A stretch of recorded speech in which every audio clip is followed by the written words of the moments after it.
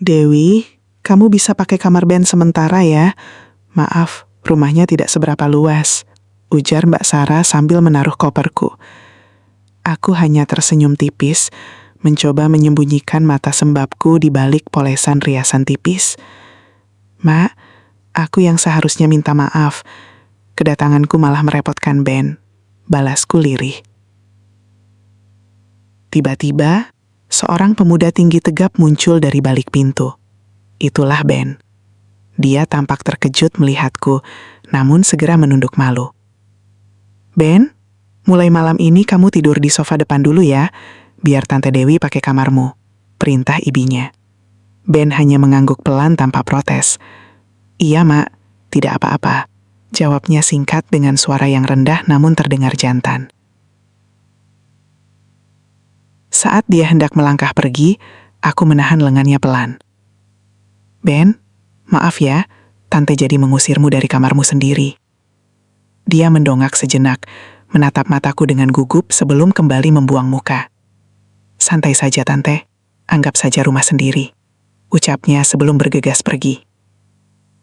Di balik wajah mudanya yang polos, aku tidak menyangka bahwa dialah yang nantinya akan meruntuhkan seluruh dinding pertahanan yang selama ini kubangun dengan susah payah.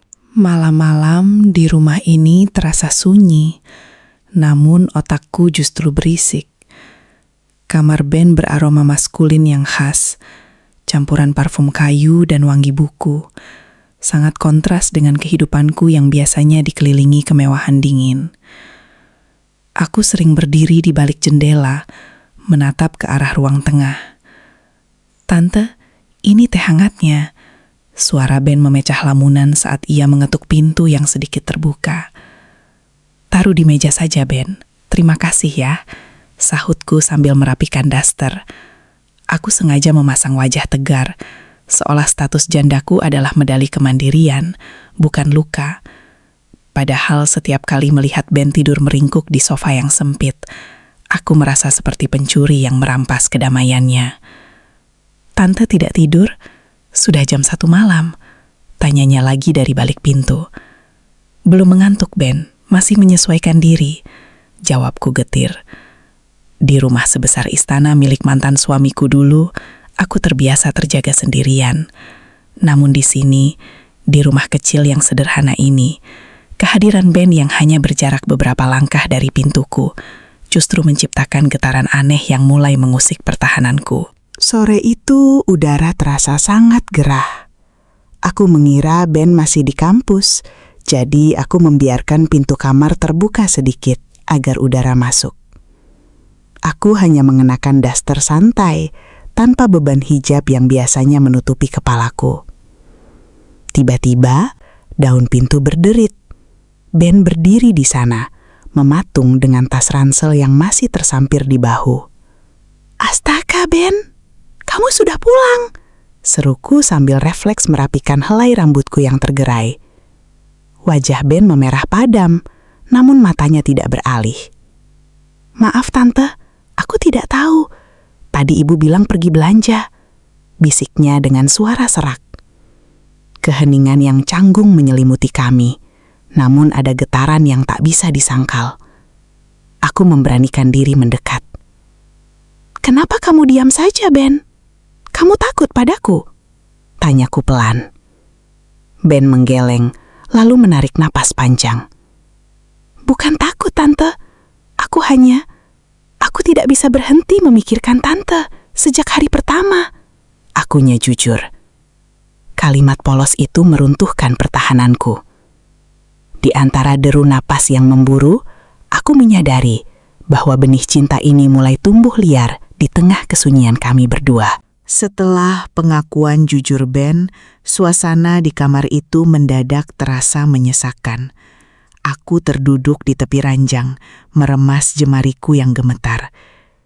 "Ben, kamu tidak seharusnya memiliki perasaan itu pada wanita sepertiku," ucapku lirih. Air mata yang sejak tadi kutahan akhirnya jatuh juga. Ben melangkah mendekat, lalu duduk di lantai, tepat di depanku. "Kenapa, Tante? Apa karena status atau perbedaan usia kita?" Tanyanya menuntut jawaban. Aku menggeleng kuat-kuat.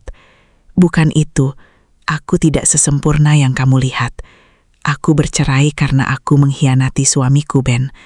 Aku mencari pelarian pada orang lain karena merasa kesepian. Bisikku dengan suara parau.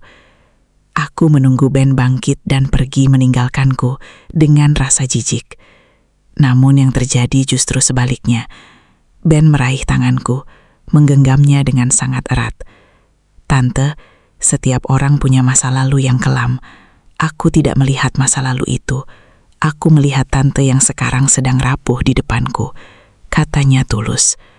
Konflik batin berkecamuk hebat di dadaku, antara rasa bersalah yang amat dalam dan keinginan untuk dicintai kembali. Kenapa kamu malah menggenggam tanganku, Ben?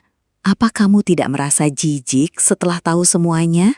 Tanya aku dengan suara yang pecah oleh isak tangis. Aku menatap matanya, mencari kilatan penghakiman yang biasanya ku terima dari dunia luar.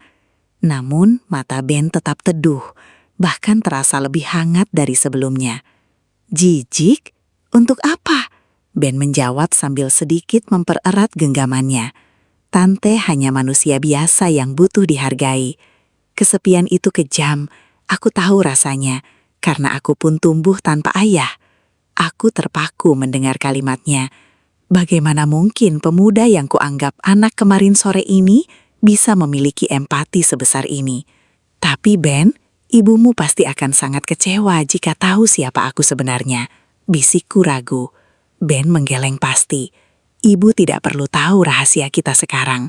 Yang aku tahu, aku ingin menjadi orang yang membuat tante berhenti menangis. Kata-katanya menyusup ke relung hatiku yang paling dalam, membangunkan perasaan yang sudah lama mati. Sore itu, emosi kami menyatu, lebih kuat dari sekadar rasa kasihan.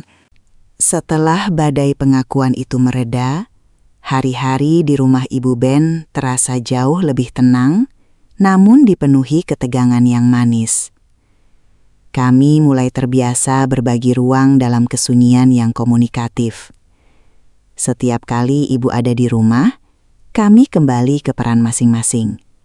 Aku sebagai tamu yang sopan, dan Ben sebagai anak penurut. Namun, di balik itu semua, ada sebuah rahasia besar yang menyatukan kami. "Tante, ini buku yang tadi Tante cari," ujar Ben singkat saat kami berpapasan di lorong menuju dapur. "Terima kasih, Ben," jawabku sambil mengambil buku itu. Jemari kami bersentuhan sejenak, mengirimkan sengatan listrik yang membuat jantungku berdesir. Tak ada percakapan panjang, hanya tatapan mata yang penuh arti. Aku mulai belajar memaafkan diriku sendiri lewat kehadiran Ben. Dia tidak banyak menuntut, hanya memastikan aku tidak lagi melamun sendirian di kamar. Kedamaian ini terasa semu, karena aku tahu, cepat atau lambat, kenyataan akan menuntut jawaban atas hubungan yang tak biasa ini. Waktu berlalu hingga tiba hari wisuda Ben. Aku berdiri di sana, menatapnya dari kejauhan dengan rasa bangga yang sesak di dada.